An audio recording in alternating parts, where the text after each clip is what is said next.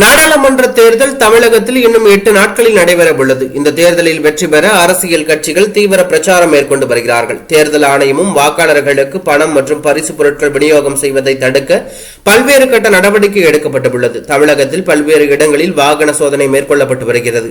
மேலும் 50,000 ரூபாய்க்கு மேல் ஆவணங்கள் இன்றி கொண்டு செல்லப்படும் பணமானது கைப்பற்றப்படுகிறது. அந்த வகையில் கடந்த 10 நாட்களில் 200 கோடி ரூபாய் அளவிற்கு பணம் பறிமுதல் செய்தது தற்போது பரபரப்பாக வெளியாகியுள்ளது. இதனிடையில் கோவை மாவட்டம் பொள்ளாச்சி அருகே கஞ்சம்பட்டி, ஊஞ்சவேளம்பட்டி, திப்பம்பட்டி உள்ளிட்ட பல்வேறு இடங்களில் MBS என்ற பெயரில் கோழி பண்ணை வைத்தும் கோழி தீவன விற்பனை நடைபெற்றும் வருகிறது. இதில் அருள்முருகன் மற்றும் அவரது சகோதரர் சரவண முருகன் இருவரும் அதிமுக ஆதரவாளர்கள் என கூறப்படுகிறது. இந்த கோழி பண்ணைகளின் தலைமை அலுவலகம் பொள்ளாச்சி வெங்கடேசா காலனியில் உள்ளது.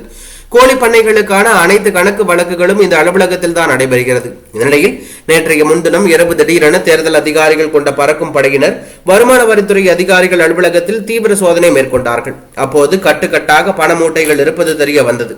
இந்த பணத்தை கைப்பற்றிய அதிகாரிகள் ஸ்டேட் வங்கியில் இருந்து கொண்டு வரப்பட்ட இயந்திரங்கள் மூலம் பணத்தை கணக்கிடப்பட்டது. இதில் 32 கோடி ரூபாய் இருப்பது தெரிய வந்தது.